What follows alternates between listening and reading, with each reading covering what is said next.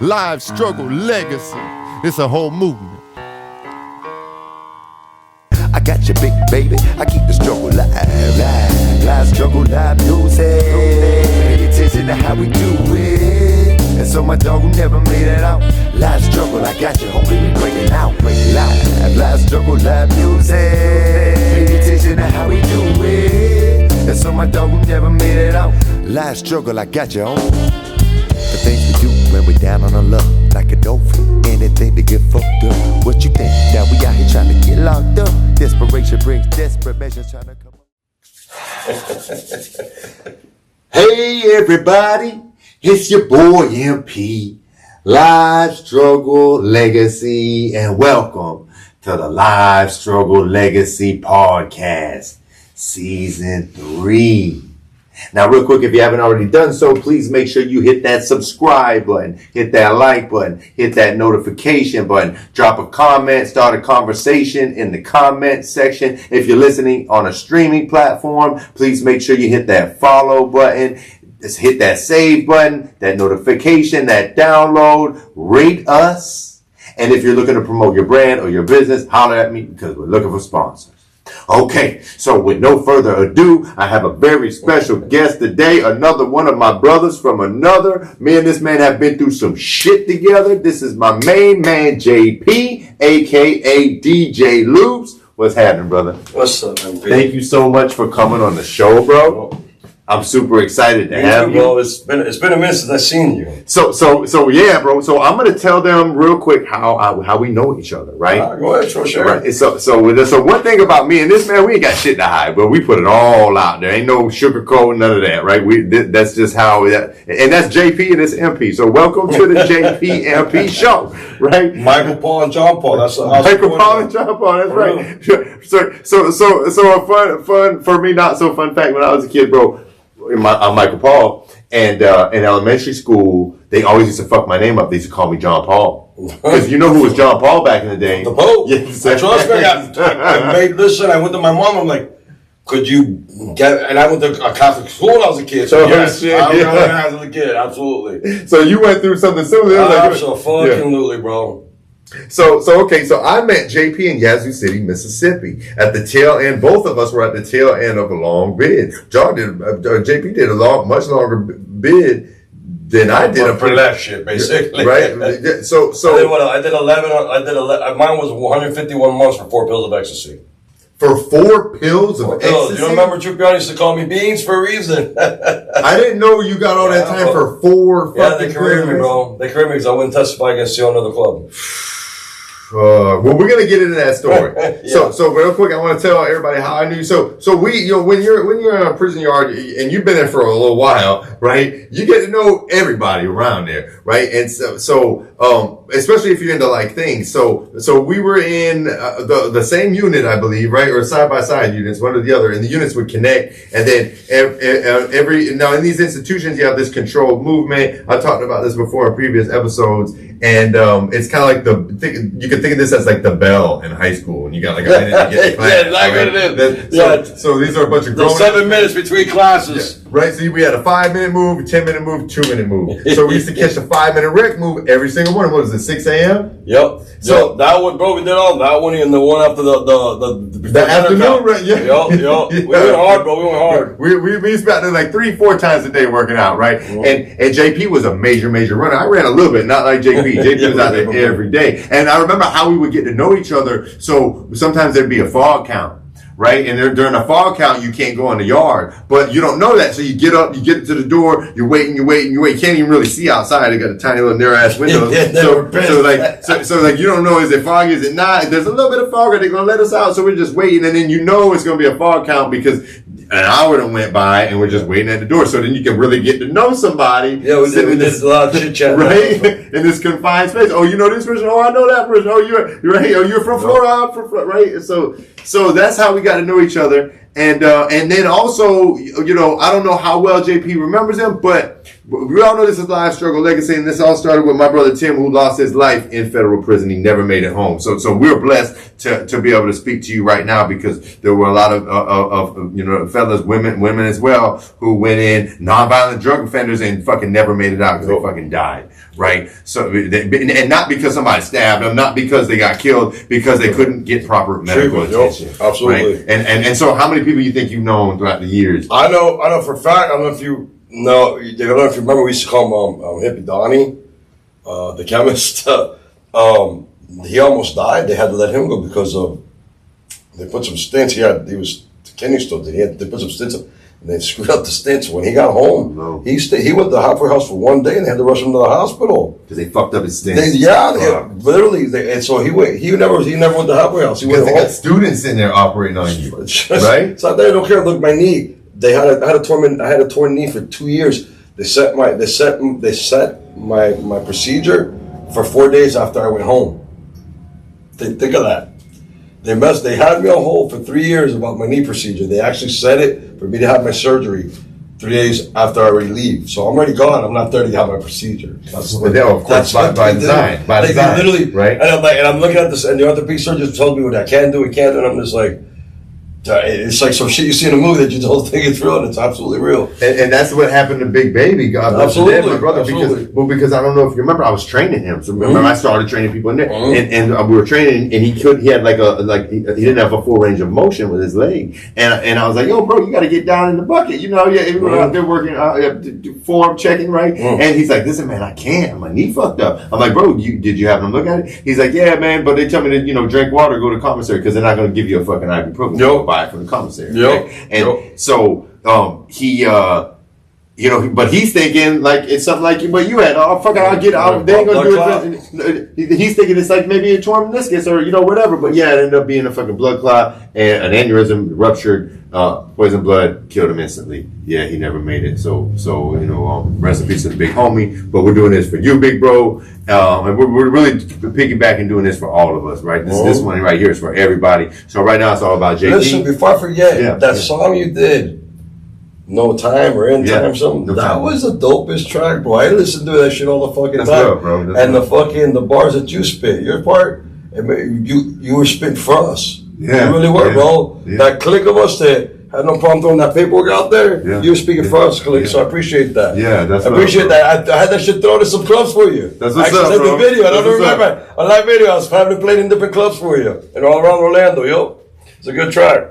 That's what's up, man. Then that's love. What you don't know, that's like the utmost, like the best way you could possibly give me my flowers is to share my music, because my music is like, it means a lot to me, brother. So absolutely. Thank you. I've always told you so much shit, but that shit caught me. Listen to it. Had my chicks at every club that they were working at, fucking having the DJ playing it. That's what's up, bro. That's up. Absolutely. But it ain't about MP today. It's about JP today. So, man, tell us your live struggle. Tell us about DJ Loops, man. All right. Where do you want to start? Where do you want to start? All right. I guess I'm a federally forcibly retired drug trafficking DJ, I guess. Is that the way you put it? Simple.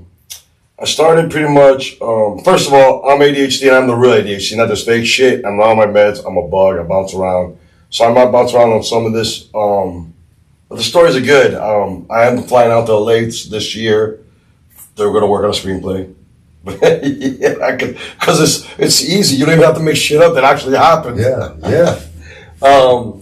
But anyways, who knows? I might do something, I might do not do something, but they're asking me about it, so I'm like, yeah, cool. I'm gonna go check this out. For your story. Yeah, why not? Yeah, why not?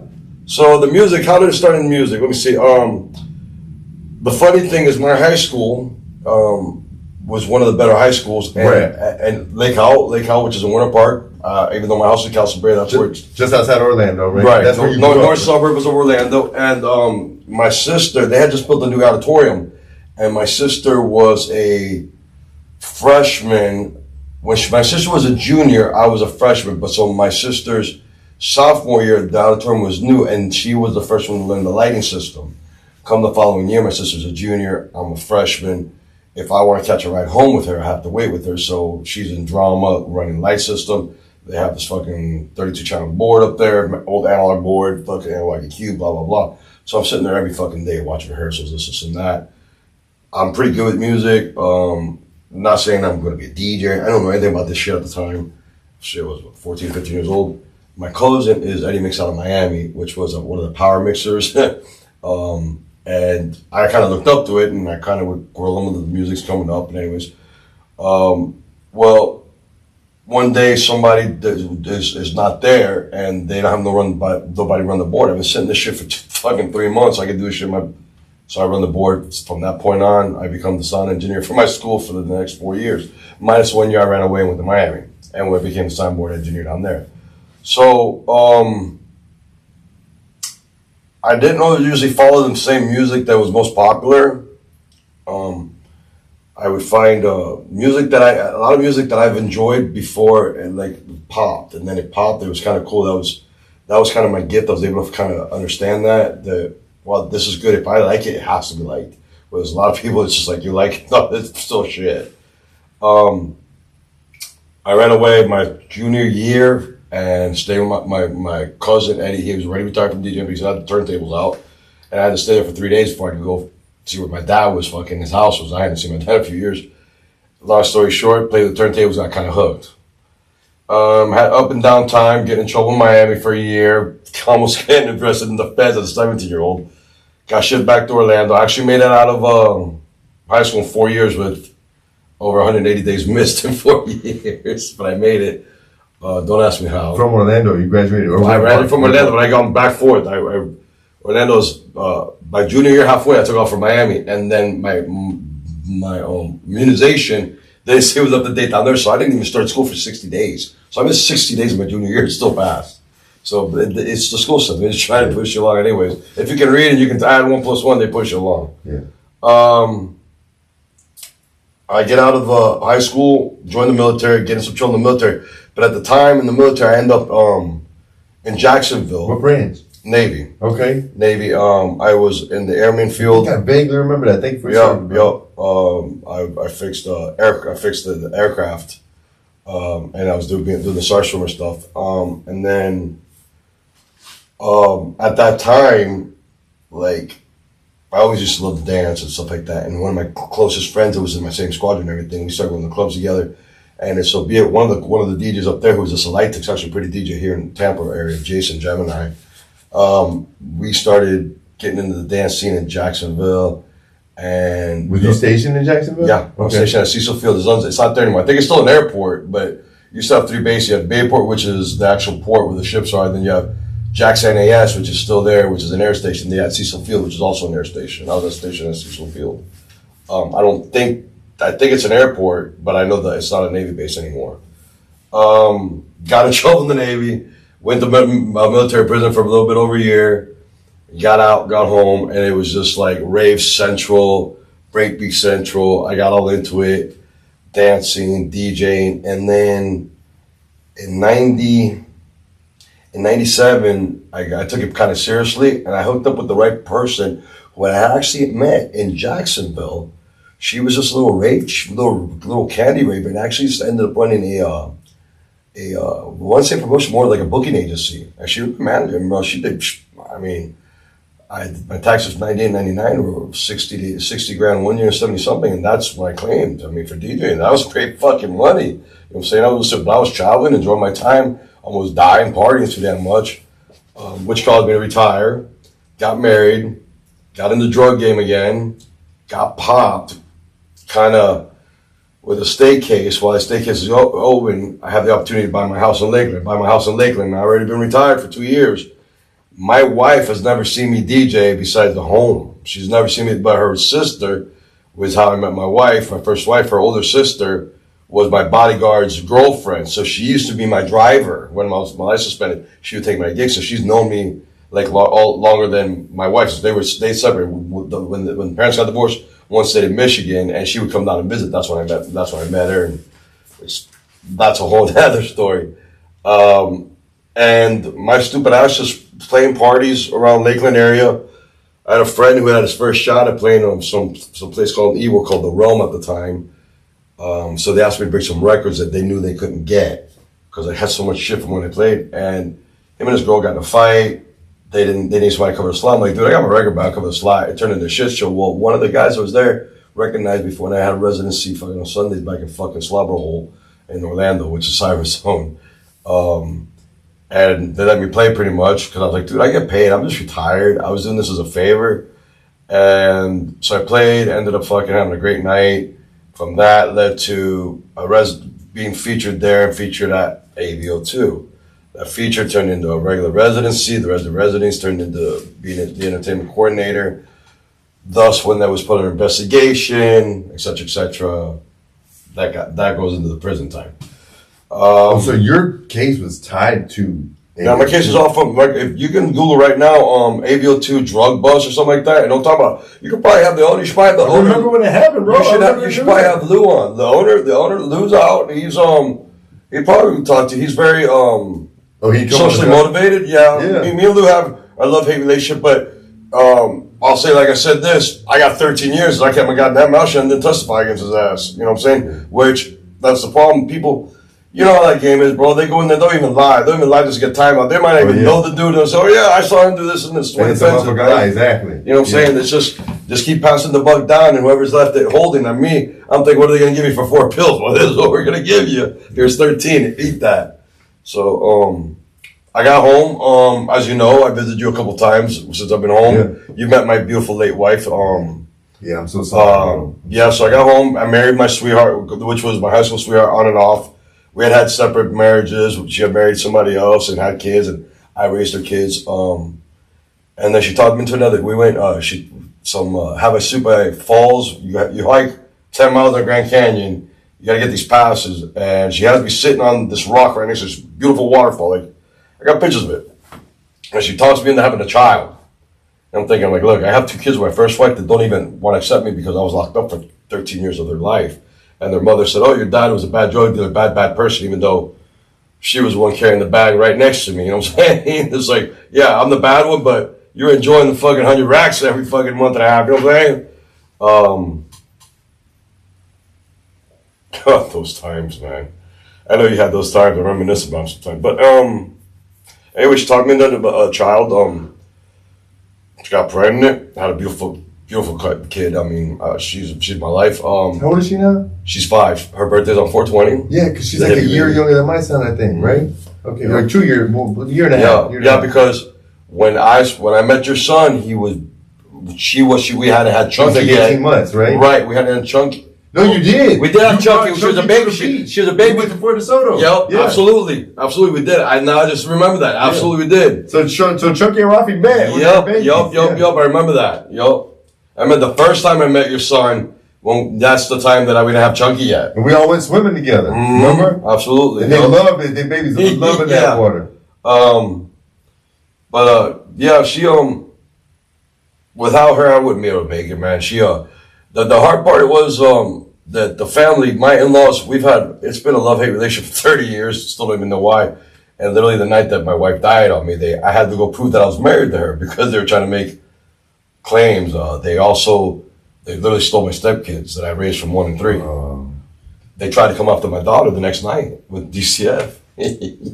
I remember you going. Yeah, so it kind of sucked because I didn't understand that I didn't even have a chance to agree because I went in like full defense mode, lawyering up, make sure because they were gonna, I wasn't expecting any of this.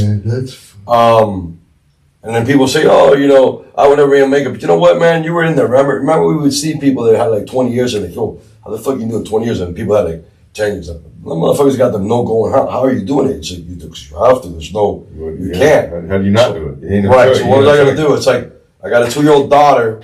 You know what I'm saying? My whole family's a mess too because my family was very close to Chris. They'd known her for 30 years. We had our ups and downs, don't get me wrong, but she was my forever girl. She knows. She's the only person who ever understood me. I don't even understand me. She did. Yeah. She left me Chunky. That beautiful girl is.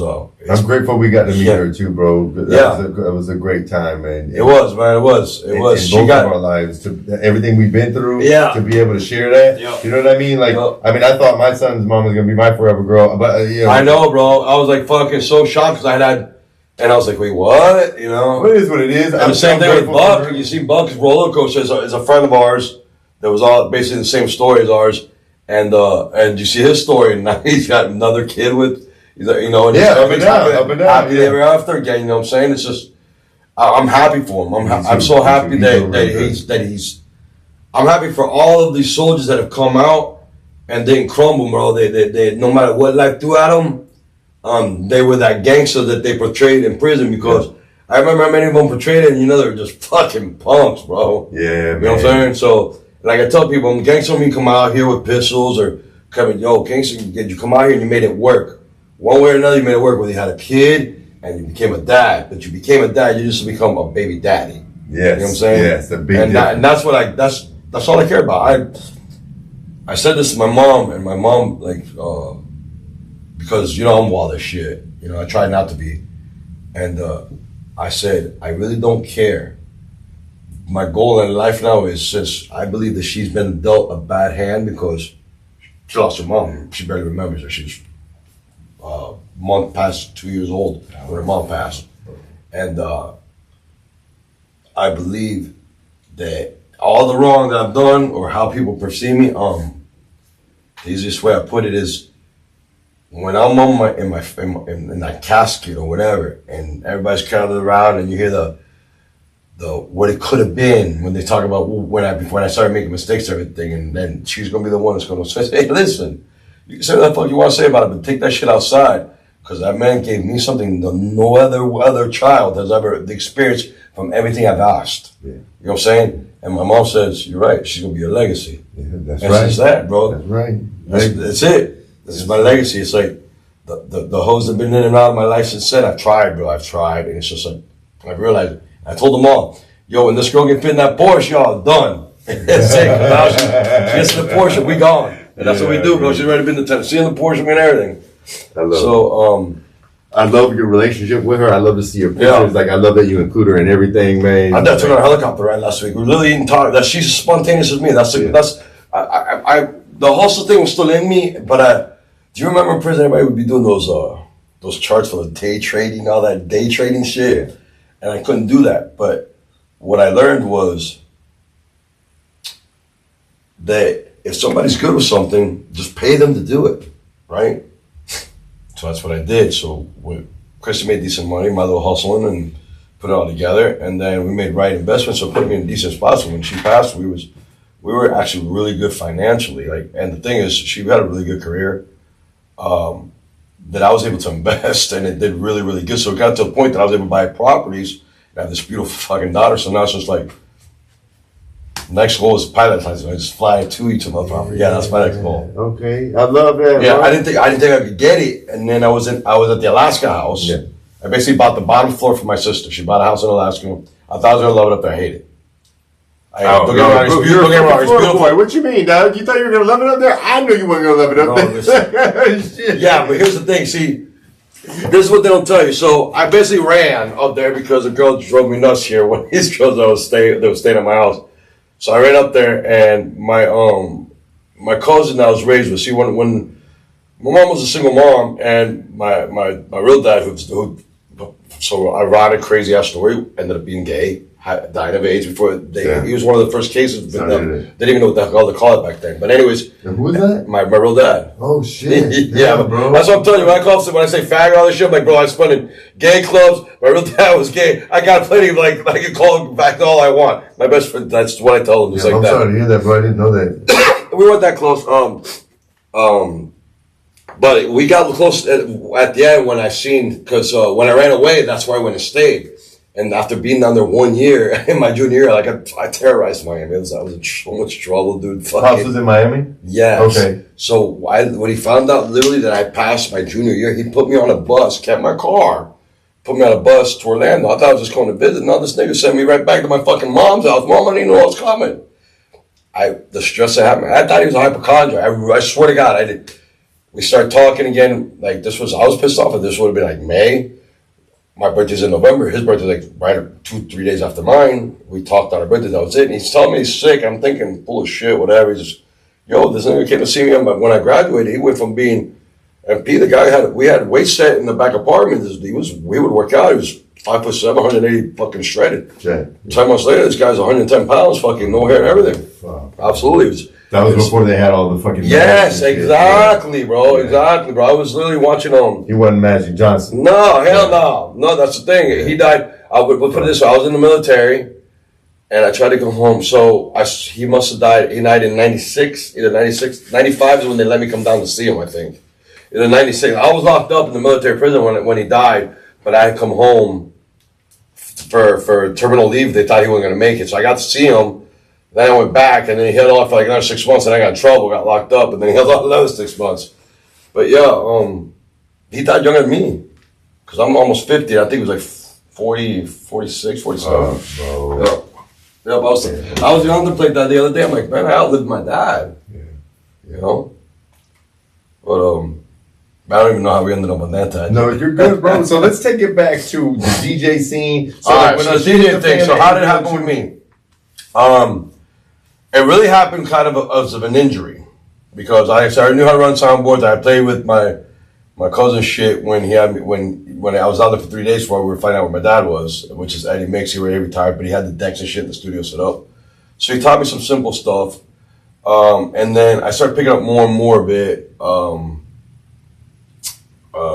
and then got in the military, and that thing really exploded. And I was into skating rink music. I was into what we call Miami freestyle, TKA, George Lamont, KBT, fucking Little Susie. I love that shit, bro. I still love that fucking shit. You know, that's like fucking, and it's super easy to mix. But if you actually play it, like I can't play it more than like 20 minutes. So I get bored because it's so easy to spin, and it's better. It's better to be listening to it and driving in a car. That I've never ever spun a freestyle night, and I love freestyle records. I have tons of them.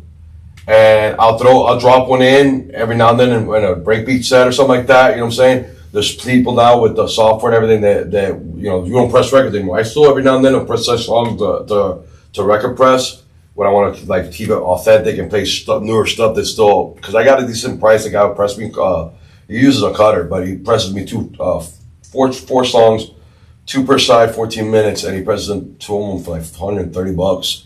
So I get two one-off records. And if you go buy a vinyl, you're gonna get maybe 1 or 2 songs max that you're gonna listen to. You're gonna pay $30 to $40 anyways. So if I'm buying a record with 4 songs I'm gonna play for $60, I did all right. And the songs, most of my friends are producers, so the royalties is easy. I ask them, yo, you're not getting shit. You're getting pennies on the Beatport. I give you $1. Can I press this? Bro, loopsy, go press whatever you want.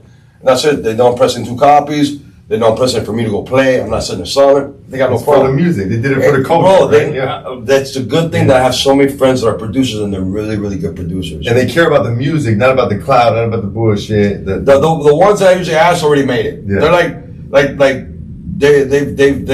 They're they're locally famous. Some of them are, you know, regionally famous. A couple of them have made it big enough where, you know, you say their name in Spain, they might know who they are, and there are certain clubs. Way bigger than I ever was. But anyways, then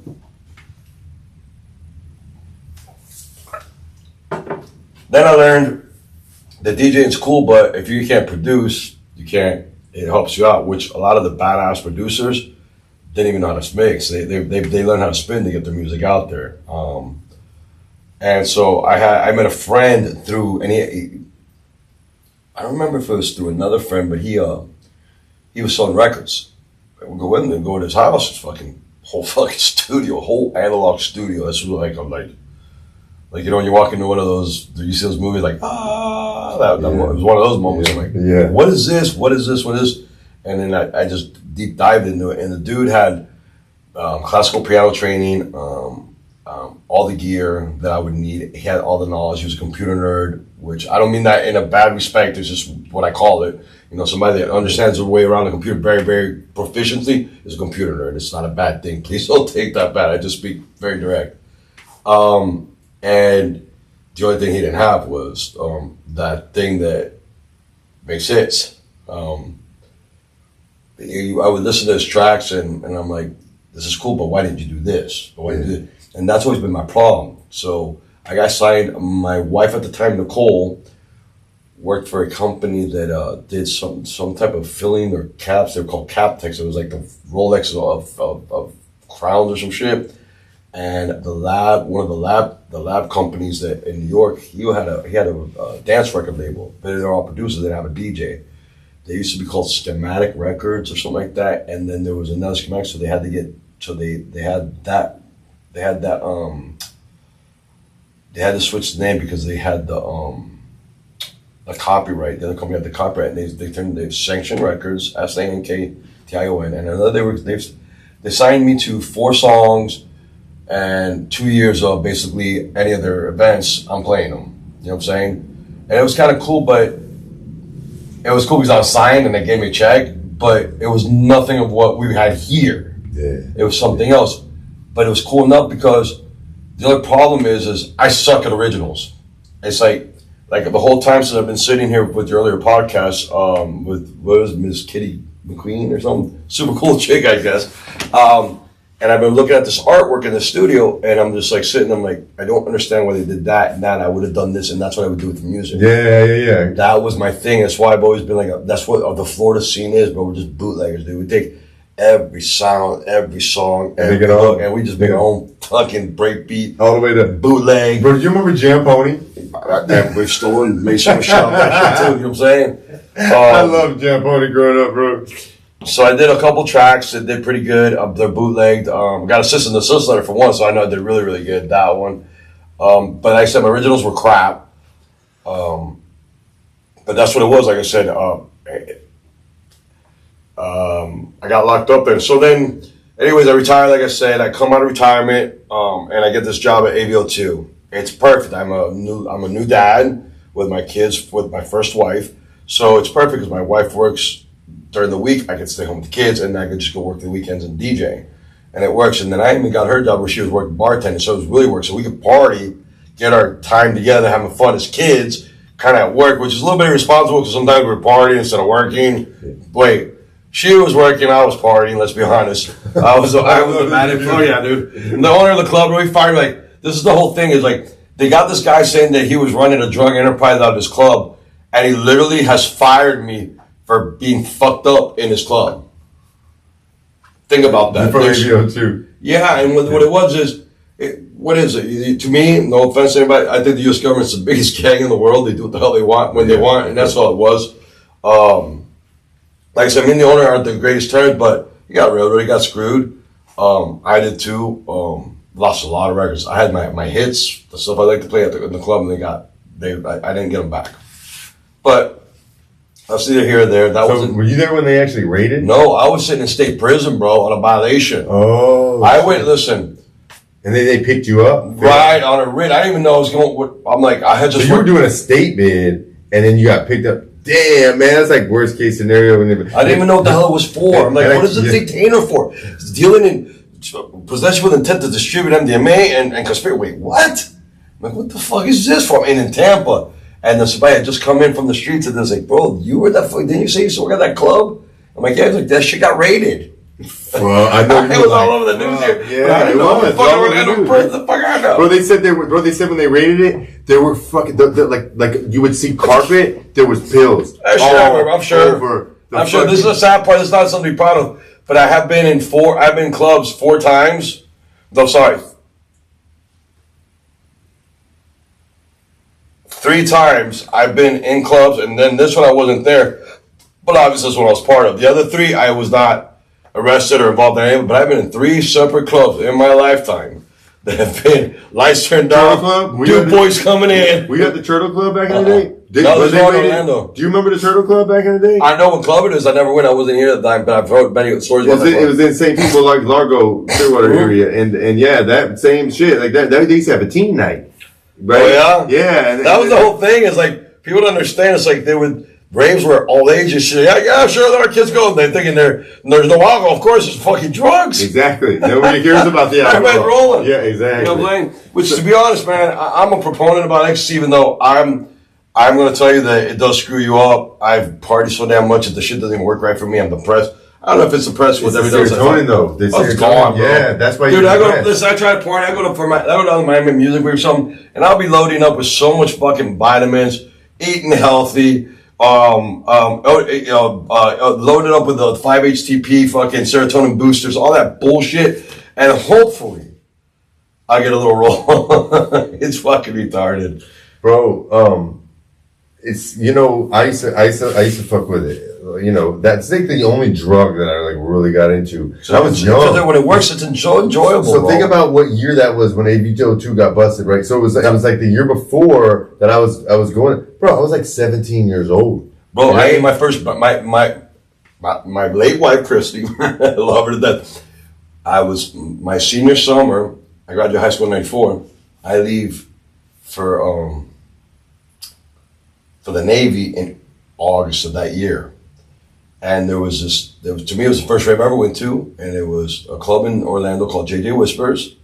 And they did this rave called Cloud 9. The guy who ran this shit, part of it was a dude named Brian Crenshaw, and I kind of grew up with him. He died. Fucking great guy, though. Lunatic also, but he's one of those dudes that I have so much respect for because I get home, and this dude was like a battle dancer guy, straight city kid, everything. And this guy's got a childless child, but bro, he got a ranch in Texas and was raising his family out there. He like completely changed his life, and I respect shit like that, bro. I respect when you change your life for the good of something that you're responsible for, whether it be you or something. I like you, bro. You had different goals, and your goals had to evolve and change because of the little one you brought into your life, and then the people that you had also with who you thought was gonna be your forever woman. You know what I'm saying? Yeah. I felt for you, bro. I know you went through some dark times at that time, bro. I did feel for you. Like I told you, we talked a little bit back then.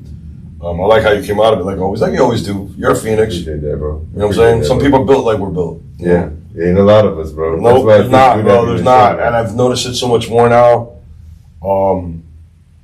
But yeah, that's what I try really hard to instill in the one that I have now.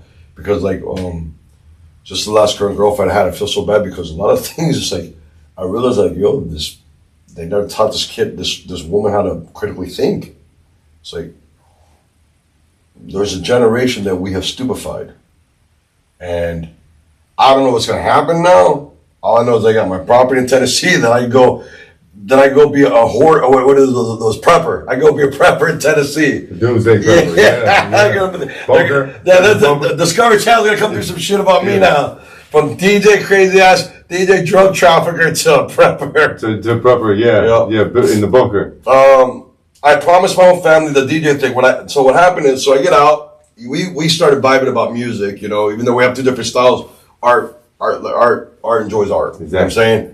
And we would vibe. We've even talked about collabs before, and I remember that. And like when you asked me the day when you sent me a couple sample questions, I'm like, yeah, I remember I was in one of those rooms. It was like a studio. And I was working on a mic for one of you guys because you guys were having some feedback. I'm like, let me show you how to get rid of the feedback. Yeah, so I saved the day. Baby, yeah, one of you guys had like fucking one of your chains on my bowl. Mic's are magnets. You got your chain is what's setting out the feedback. So we can either take the gain down or just take the fucking chain off. Yeah. I don't remember which one it was, but it's funny as shit. And you know what reminded me of that story just recently? I hope I don't ramble too much. No, you're good. My daughter had her first, she's 5 years old, her first chorus performance, and they did it at the Winter Park Art Festival. And the older girls, like, she's one of the little girls, but it's the Orlando Choir Company or something like that. And I couldn't believe it. And I've already told the lady who runs it, I'm like, listen, you know how, like, my other daughter, they play softball, so I was very involved. The coaches eat anything. I was there, be the hand. I'm like, listen, when you throw these events and shit, I'm a retired sound engineer, I'll do this shit for free. So as long as any computer shit, I don't know there's no computer shit, analog boards, and I'll set your mics because like you have this paid company, and there's parts of these songs where girls are rotating and singing, and every time this girl comes up, it's all this feedback. She's got like a chunk of stainless steel around her neck. She's got this pendant. I'm like, this can't be. This is a paid company. This is like sound engineering 101. Fucking, you can't have. So it's become so, it made me. That's when you said, that's the reason I was able, when you asked me that question, I'm like, wait, was that the dude that you were, and I'm like, yeah, that's when I met him, was fucking, you guys had feedback in one of those rooms really, really bad. And I think it was you said, yo, JP, didn't you say, and you put me in that bitch. I was like, yeah, bro, fucking, take the chain off, or you're gonna have to put that mic over there and hit something to me over there. That's your feedback. And sure enough, So real quick, because we know what we're talking about, but I'm gonna bring the audience up to speed. So So if you remember, this is Live Struggle Legacy. This is dedicated to my big homie Tim. We talked about that in the beginning of the podcast. But I was telling you a story about JP. So JP was at the same spot that Tim and I used to do shows right at, and so Tim would label those shows the Live Struggle. That's what is the name of the concert. So we were all out there. We got the band room, right? And, we rap, right? We're a bunch of street dudes, bunch of convicts, but we got access to all this equipment, and like none of us have any sound engineering background, right? At least not a whole lot. So that's when we hollered at JP, yo, can you, get this sound right? Get this right? Because a lot of those dudes that were in there that were supposed to be talented dudes. I ain't gonna lie, there was some talented lyricists in that bitch. But if you remember, like, all those dudes were fucking chomos. Do you remember that? Yes. All those dudes in the fucking band room. Oh, yeah. That had to keep fucking. And you know what I found out later on? They would sabotage you guys on purpose. Exactly. I told you guys that. And then at some point, like, the one homie, he was like, man, I don't even want them touching our board. Like, I don't even want them touching our shit. They would try to gatekeep and all that. I told you that. And then we'd be like, listen, this is our band room. Man, fuck you and your feelings, because they would think it was their shit, right? And then we'd be like, man, let's get somebody that knows how to, touch this board that's not fucking touching kids in their spare time. You know what I mean? That's me. I don't touch kids. Exactly. So you know what I mean? And so, but you know what's kind of fucked up, bro? Some of those dudes that kind of became the homies. Well, I thought they were the homies, right? They were faking the funk, bro. Undercover. They were fucking child molesters. Undercover. And I found out in a fucked up way, bro. Because I tried to reach out to one of the dudes after. I wasn't trying to look him up to air him out. No, you just want to see what's up with homies. To see what's up. And I saw his real charges. Motherfuckers had fake paperwork and all, bro. Motherfuckers had fake paperwork. One dude had fake paperwork that said that he had got caught with a shotgun, right? So he's like, I'm in on a gun charge. And then the other dude had fake paperwork that said that he was a big part of this big drug conspiracy, and he was a paisa, right? Which was kind of fucking weird, because it was like, I ain't gonna touch that. No, a lot of the paisas were like that, though. So I ain't gonna touch that. I'm just gonna say what it was, because that's who he was with. And I remember there was one point when, like, I was about to defend that. I don't get into none of that politics. Nah, you was just so really neutral, trying to stay out of the bojine shit. And I almost got into some bullshit because I wasn't gonna let nobody fuck with my dog, because he was, he played baseball, he was my dog. So then later on, I reached out. I was like, yo, bro, why didn't you at least tell me what's up? Like, you know what I mean? Yeah, not make me look like a fool. Yeah, exactly. You got me about to now I really feel like I can't. Bro, that happened to me too. That happened to me at Zoo, at Yale Zoo too. Yeah. With somebody, and it was like, bro, all you had to do was let me know. All you had to do was let me know, because don't let me look like a clown. Because you lied to me. Yeah, because now I know I really can't trust you. And then, like, in his defense, oh, well, I couldn't, and then something happened. But yeah, well, you know what? Oh, that's his life. That's his karma. Yeah. You know what I mean? Yeah, like I said, that what used to hurt me, like I said, is the amount of time I got for what I got caught. Yeah, so basically, like I said, as I said earlier, they try to get the owner with the trial. So what do the feds do? They always will try to get as many people, just have 1,000 people just to say the same testify, so the guy will be guilty. Well, I'm not going to testify. What are they going to give me for 4 pills? Well, they showed me what I'm going to give me 4 pills.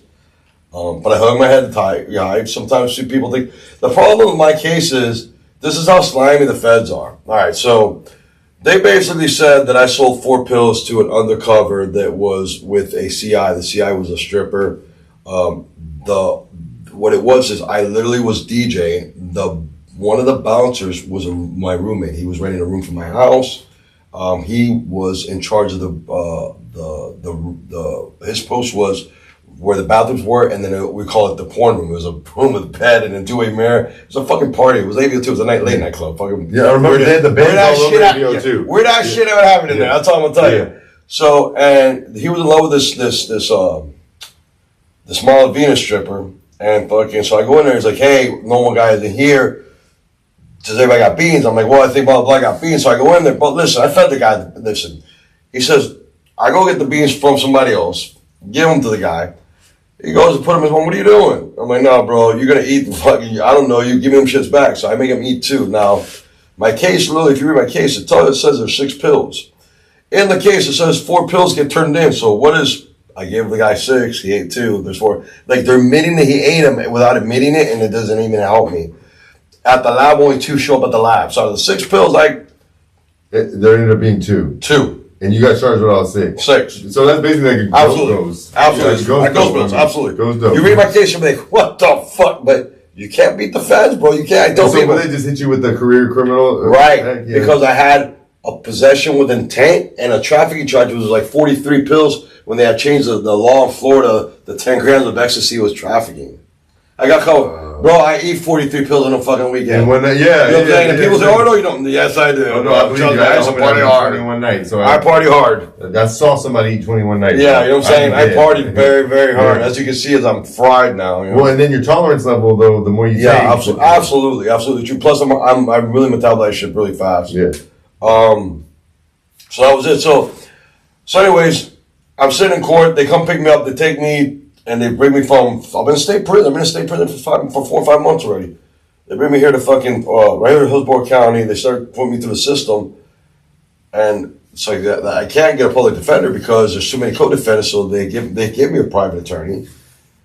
They listen to the tapes. They got me on wiretaps. There's nothing on wiretaps. All you hear is music. You know what I'm saying? And it's not even me playing. So I'm like, what they said I did, I pretty much remember doing it. They got the dates wrong. The date that said I did it, I was contracted to play somewhere else. The person that I was having them try to look for, who was the promoter that they couldn't find. Well, put it this way: when I leave state prison after all this has been, I've already got 5 years of done 5 years concurrent of the 2 times because they made me go back, and then so they got the Coleman.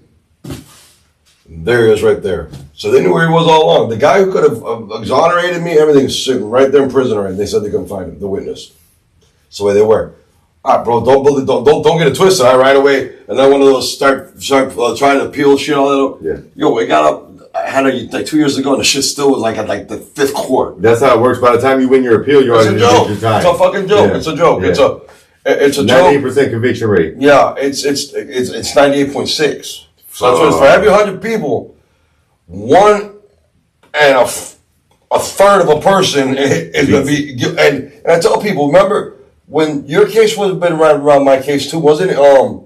The USF terrorist professor. My case? Right, when your case was going on, I think that's when the same guy that was going on. Yeah. I think because I came back on my appeal. Like yeah, that was weird. And he had won something, and then and there was one with the Damn, I forgot about that. One of those. Yeah, the only reason I remember is because all the security they had up. Yeah. You know what I'm saying? I was going through one of my appeals, and then one of them was had something to do with one of the cable companies, and that guy won. Like he beat the feds. A year and a half later, they died on something else. Bro. That's what I'm saying. You don't win because they come back and get you later on some stupid. The only person I knew beat the feds was Blood Raw. Yeah, the dude I had on my mixtape. Like he was Jeezy's artist. Yeah, he beat the feds, bro. They're just like super rare. Yeah. You know, and then there's always speculation, but it's like I don't know the story for what it is. I ain't gonna speculate. Well, see, that's the other bullshit. Like remember we used to argue about this with the T.I. being a snitch and everything. Yeah. And I'm like, y'all do know that him wasn't a snitch. He actually went in, and when they questioned him, he goes, I didn't see who was in that vehicle. What he did is he said that there was somebody shot at him. Yeah. So what do you want the guy to say? You know what I'm saying? It's I don't know, but let's see let's get out of the prison talk. Yeah, no, absolutely, bro. So the music thing is I think in 2000 I started getting, you know, the kids that I was raised with, they got a little older, and we started going out and stuff, and we had tons of friends that were still in the music, and it seemed like there was a cycle of a lot of people had families, and now their families, they're not empty nesters, but the kids are old enough, and people started going back out, the same clique of the same type of music, so I started getting traction again. So I started going out a little bit and stuff like that, met some friends, got some friends that knew me from back in the day, and do you know Rock B? DJ Rock B? Sounds familiar. He used to DJ at AVO2, and he used to be real big in the scene. Which AVO2, the one in Franklin? Yeah. You'd have to introduce me to him though, because I know everyone from. So he's on the podcast. I'll show you. I'll send you the link. Yeah, absolutely. Because we did that just recently. Yeah, I know you know. Just recently, we went to so we you know how they have the military with the stolen valor. We have a lot of DJs now. Later in life, I think everybody thinks that they were too fucked up and don't remember shit. We have a lot of stolen valor DJism out there now. Is what I've noticed because. I went just recently. I was in Miami for Miami Music Week, and I went to the shout out to Gio and Kim and the Gigabyte family, great label. My boy Joe, DJ Genesis. Anyways, and we're down there and I had just showed up, and he's like, "Oh wait, there's somebody here from your club." And they start talking about, but he knew my DJ name and everything, and he's like, "Oh, he said he's playing there." But the guy, as soon as I showed up, he disappeared. So like, okay, so this guy is.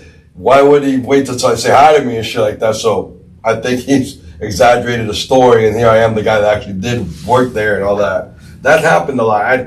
It's a lot of weirdness out there with people's past. It's like, yo, just be true to yourself, bro. Bro, life was boring. They're making them boring now. That's like crazy, bro. Because just like in me in my life, Remember we've been locked up. The world famous rappers that I couldn't afford 19-cent soup. That's what I'm talking about. Yeah, we ain't gonna say who they are, but y'all know who they are. Y'all know who they are. There was some famous people that I met in the feds, but there was definitely some famous people. Yeah. Literally multi-millionaire in all these magazines supposedly, and all people money for cigarettes, owing a big homie for boots, couldn't afford a fucking soup. And I'm not knocking anybody in that position. It's no flaws. Exactly. No flaws. Exactly. Right, and it's just crazy how like people make up stories for clout. I never understood that, bro. No, I didn't. I was just like, it's like I wish I didn't have a story, because if I didn't have a story, maybe my life would have been easier. You know what I'm saying? But if we didn't have a story, we wouldn't be here right now, right? That's true. But this is. I'll give you an example, and Pete. When I got home, let's be honest. How many people did you know that had that girlfriend that rode out with them, and then with his 6 months of being home, they're not even together? You know what I'm saying? Well, me and Chris made it work, but we also had 30 years of history before that. Yeah. So there was. Did she ride with you your whole bid? Since I went from the medium to the low, and there was email. My sister, when I got locked up, there was no Facebook. Facebook had just gotten the stamp for some shit. So I went to my sister, "Hey, I have this email access. This is where you can contact me. Can you look up?" And I gave her 3 names: Christy, my other love, which was Dee Dee. I don't remember who the other one was. I know I'd given her 3. It might have been Angela. My 3 loves. You know what I'm saying? The ones that blood, sweat, and tears, bro. Like we killed each other type shit, you know.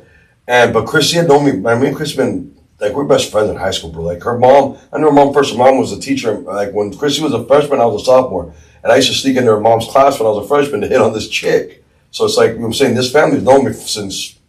So I was 14-year-old fucking punk. I'm gonna be 50 in a few months.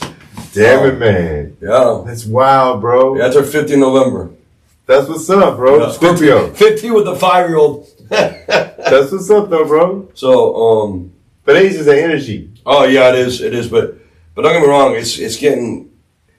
You remember I was the rowdy one, and I like that wreck. I don't even like that anymore. You get so long to heal now. Yeah. You still working out though, right?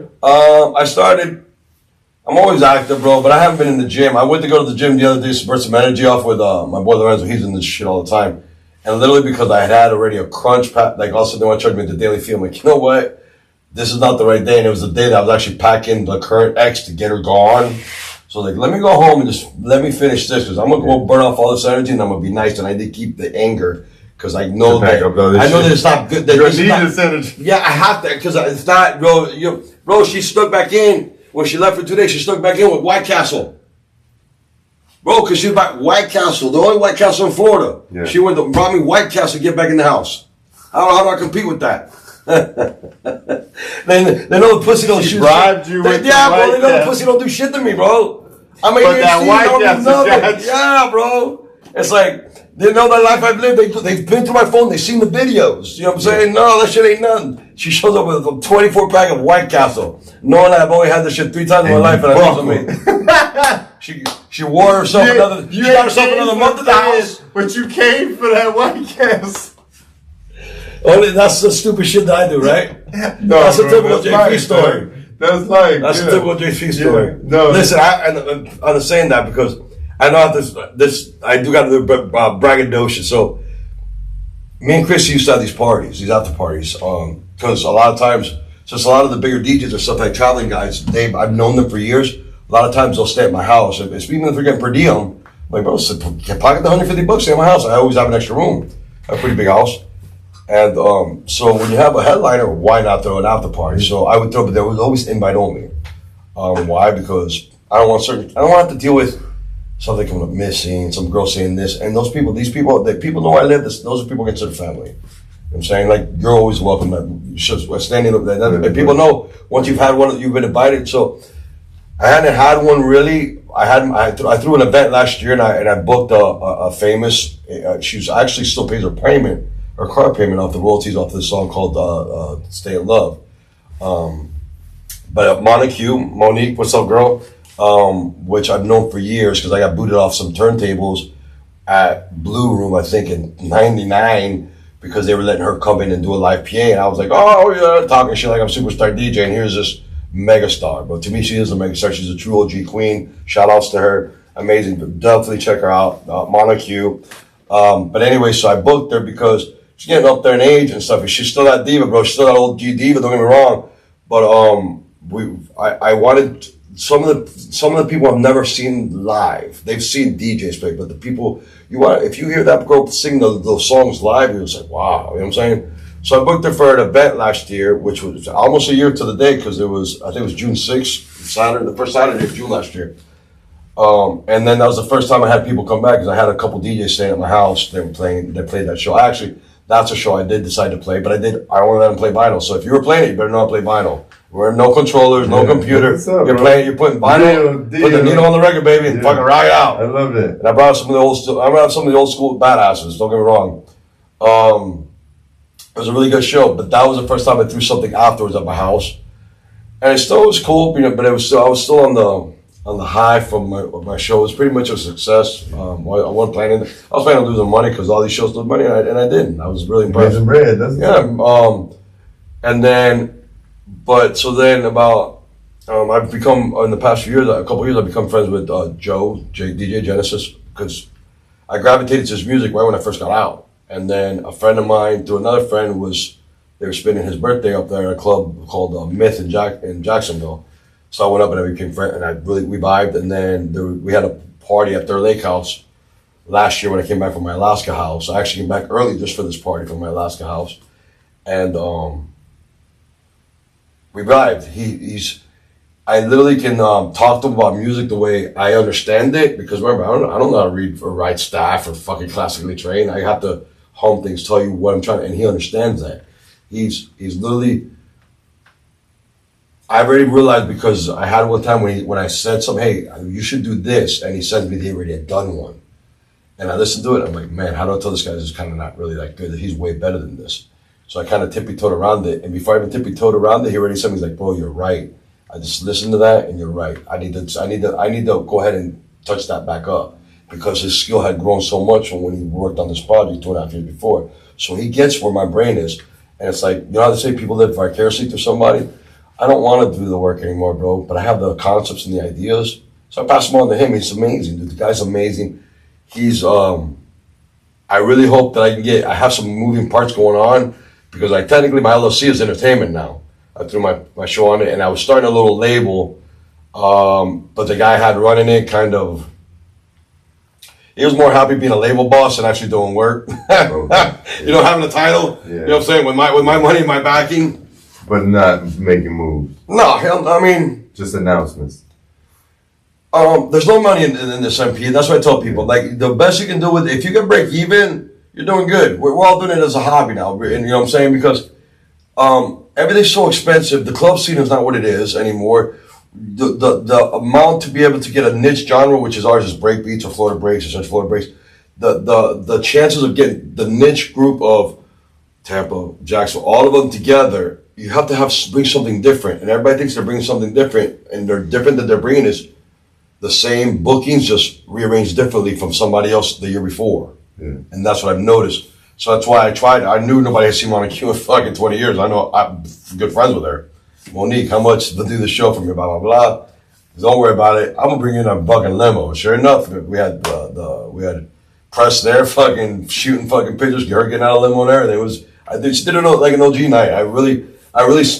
She thanked me. It was so cool, because her husband, they've been together for 10, 15 years now. But he's never, like, they've been married for a few years now, but I know they've been together for longer. But he had never seen that side of her because she does, like, she gave me a good deal because she was actually doing a corporate event because she sings. I mean, that's her job. She, in Orlando anyways, at one of the resorts, doing a corporate event. So I had the limo go pick her up there, bring her to my event. She performed, then we sent her back. You know what I'm saying? So it's kind of like a twofer like that. But she had never seen that. He had only seen her do R&B, 80s stuff, something like that. He had never seen her do this dance music stuff. This OG fucking belting out to these fucking 4/4 measured fucking beats, you know. And it was really cool. To the point I'm probably gonna bring her out for my 50th. If I decide to do something for my 50th this year, I'm gonna bring her out. You'll know because you're coming. You'll know, so you can check her out. Absolutely. Make sure, bro, keep me in the loop. I haven't decided if I'm going to go somewhere or if I want to throw something. The only reason I don't really want to throw something is because I don't really like people. Yeah. You know what I'm saying? And if I don't like half of the people anyways, it's like, what I want to invite them or why do I just throw 10 grand just to throw a party? I'd rather take 10 grand, 5 or 6 of my friends this fall. Bro, listen, I did the full OG move. So my friend, we went to Puerto Rico last year, right? And we went for her birthday. And she had, so Puerto Rico has these 2 islands called Vizcayas and Culebre or something like that, two small islands. So you take a ferry from the south point of the island to one of the other islands and you do something during the day, they hang out, blah, blah, blah, right? So she tells me about the year before they went for her birthday and they missed the ferry. I told her, I know this is like 2 days after the hurricane hit on Puerto Rico, down there partying my ass off.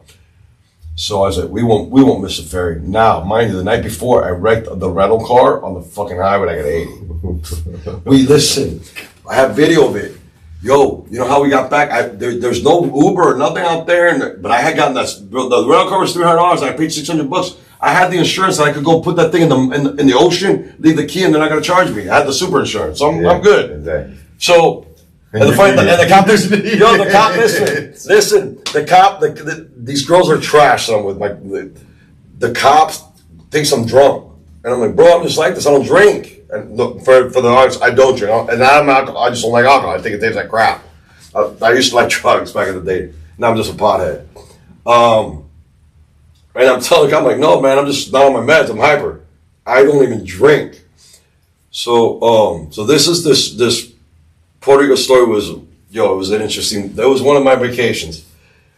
So then the next day, or 2 days later, I get another rental and we go all the way and I get right to the terminal of the ferry. And I said, do I have enough time to park and make it back to get that one? She goes, no, you won't, but you can make the next one. I said, oh, cool, no problem. She goes, but we have no ferries coming back, they're all booked.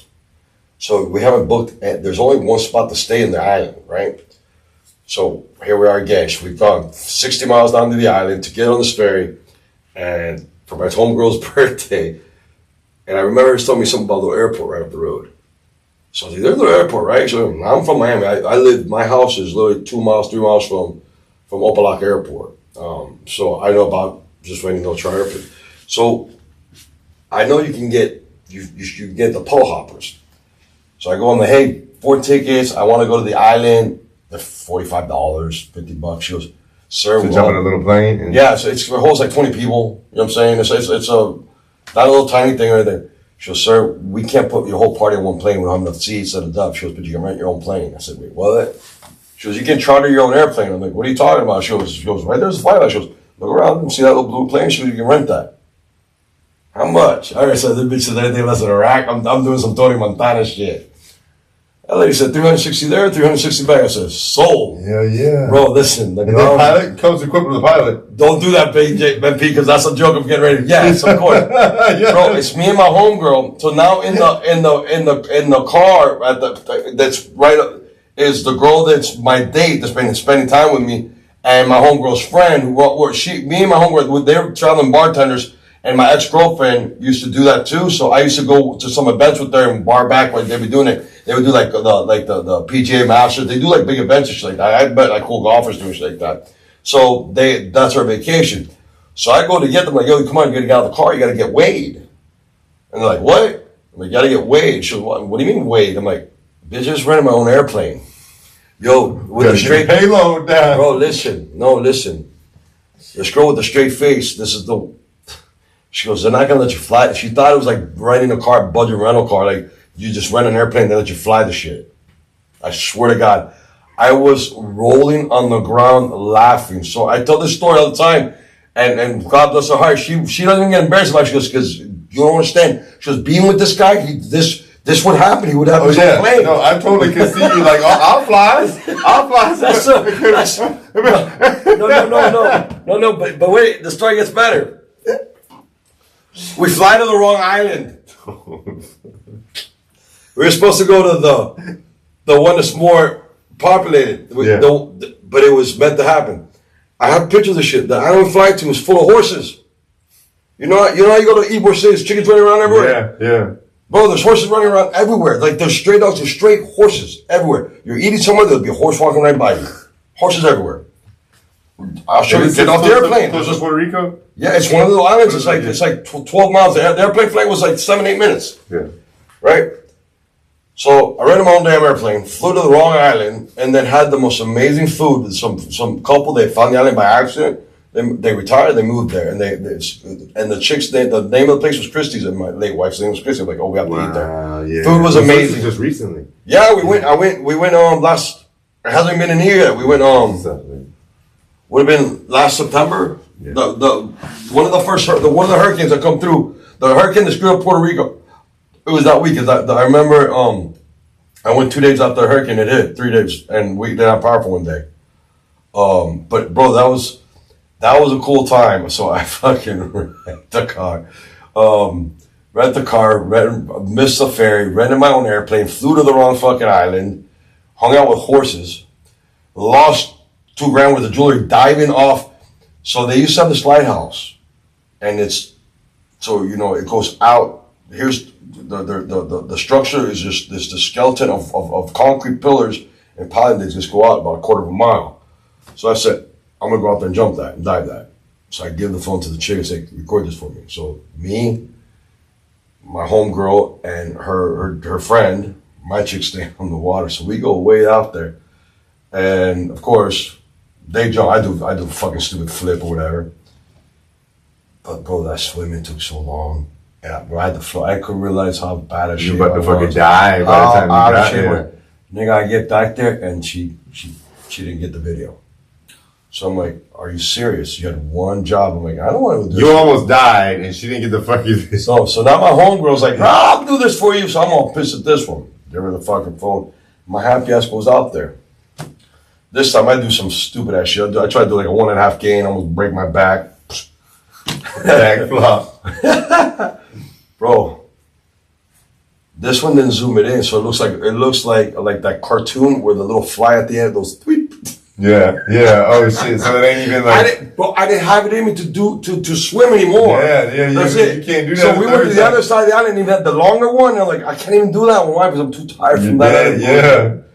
But so then I get on the airplane and I didn't notice it. Till that night. We were partying and we switched our Airbnb and ended up in San Juan and had a great time. My homegirl wanted weed. I ended up going to a place called La Perla, which is the hood. And I fucked up my toe. Within 5 minutes, I've got 2 dope deals done for us. So they got shit to party on, and the dope dealers are doing first aid on my feet in their house. You found the plug, bro. The real plug. Bro, literally, I told my chick, I was like, yo, you don't understand. There's something that says in my head, it says retired drug dealer or something. We go to Bahamas for a wedding, right? On a cruise. Now, when we get to Nassau, I rent one little truck to take us around. I was like, look, bro, take us to the hood, take us to a good spot. I don't want to do the touristy shit. I've done this shit before. So he does, bro. He took us to, and we had a great time, had really good food and everything. But as soon as we got back to the boat, I went because I wanted to look at this dress. So as soon as we separated from the whole pack, I wasn't even gone. She was with me. 30 steps, boom. Yo, I got the J. Literally, I'm like, dudes hit me up for what I got. And I'm like, bro, I'm good. I'm getting ready back on the boat. I'm like, I told you. She was, well, I'm like, something on my head. I look just like this.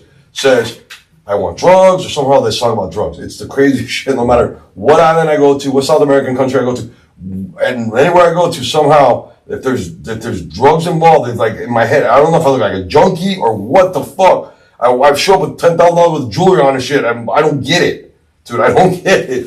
But it was And it happened that time too, but yeah. Those are interesting times. Man, I love that you're living, bro. You've been living, bro. I have doing that yin and yang thing because I have a lot of sadness and I covered up by living. Now, my daughter, by the way, Chunky that I'm referring to is my 5-year-old daughter. She had these big cheeks when I was watching Curious George. Like, I literally had just brought her home from the hospital. And I'm not going to call she looked just like Curious George. I'm not going to call my kid Monkey. So it was like Monkey and Chunky. So I started calling her Chunky Monkey, thus Chunky. Now, her mom that passed was Christy, Christi. So I changed her name to Chunki, Chunky. She's not chunky. She got these beautiful cheeks, but I should be 400 pounds the way I eat. She's pretty out, she's a healthy kid, but she ain't chunky at all. But anyways, that's what I'm referring to. My daughter Alexandria, that's my Chunky. Yeah, beautiful. Beautiful blessing. Yeah, she's wild. I have to take a bridge jump because she found her mom bridge jump with me. Oh, shit. Swear to God. So I found I was on the St. John on the jet ski. So she is her father's daughter. I had season passes to Busch Gardens, On's Adventure, whatever, SeaWorld, and Aquatica. And I had to give up the season pass because she was not understanding that she cannot ride the fast roller coasters because the roller coasters didn't ship her. Right. So now Fun Spot in Orlando has a more of an adult roller coaster. She can ride it. She rides that shit like 45. We go to place 3 times a month. She'll ride that shit 30 times. You don't have a year past it now. No, because we're close. Yeah. She's at 45 inches. I need 48, and then she can ride the rides, and we're gonna get back. Bro, when you're ready, let me know. I love Busch Gardens, my boy, we gotta get them together, bro. Absolutely. They're at that age now. Absolutely, they were too young back then. Absolutely, MP. Anytime, bro. Anytime you want to play date, bro, just hit me up, and I'll get her here. Yeah. You know what I'm saying? I took her on a play date this morning with one of my exes, who was a really awesome girl, dude. I don't want to really give her a shout. I don't want to cause problems with the people. But the girl has two, when you can say like, yo, you're doing that shit, because she's a single mom, both kids are challenged a little bit, they're on the spectrum. Yeah. The father of the oldest one, super bald, super awesome guy. I remember from back then. The father for the young one's a fucking retard. It's waste of oxygen. And if she was still with him, she'd be just another dependent for her. And she got her own house, and she's doing it, bro. And I respect that so much. It's why I don't pursue her, because I know I was distracted from that, and I did that the last time, and I kind of imploded it on purpose, so it would be my fault. But she would push me away, and it was because I already seen that I was going to implode. I was going to cause her issues. Yeah. But it was just like, we decided to have a play date. We haven't seen each other. And, we talk every now and then on the phone and shit like that, and like each other's stuff, or a video, something will come up that I'm like, oh, I know you don't have this when we were together here and with the kids and shit like that. And we went to the Griller Experience. I had a really good time today with it, but it's just like, yeah, that the kids will change you. Yeah, they will, bro. Kids will change you when you're ready for them. Yeah. If you're not ready for them, I don't know if they'll change you. Maybe I can't say that because I can't speak for everybody else. I wish I was this man when I had my first 2 kids. 100%. I've apologized to my kids, even though they're not really in my life that much. You know what I'm saying? For the part that I did play. You know what I'm saying? Of fucking up, but bro, it's just, even with my stepkids, when I had my daughter, I apologized to them. I'm like, yo, I thought I was being more enough, and I am with them. My bad, actually, a bit more. But you know what, bro? Much respect for you for acknowledging that, for accepting that responsibility. Because you got a lot of people that make excuses, bro. No, fuck that shit. That's it. I'm about accountability. I'm not even responsibility. I take accountability. I try to change my behavior. I try to be better the next day than I was the day before. I give 2 fucks about anybody else, what they think about me. Like what I told you, it reverts to when I'm in that casket. It's what she says about me, not what anybody else says. Why? Because if I can prepare her right, but still like, yo, I'm that dad. If you want to jump out of a fucking airplane? I'm not that dad to have. I'm gonna go take you up in that airplane. I'm gonna find the most safest school, the one with the best. But I'm gonna give you that shot, bro. Because let's think about it, bro. Let's think. Let's do it scientifically, right? What written time? What do we know about time that's been at least 60 million years or some shit like that? The Earth's been around, or whatever. All right. So, a human lives, if you lived to 90 and you're healthy, you had a decent life, right? What's 90 years in 1 million years? It's a fucking blink, bro. Yeah.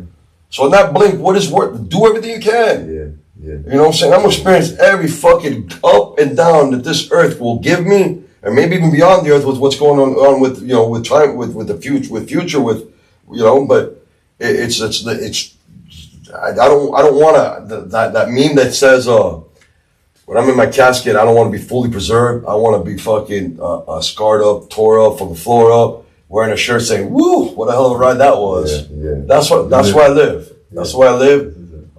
And it's a fine line, because I believe that you got to be very careful, because there's people that care about you. Like, I know I put so many gray hairs on my mom.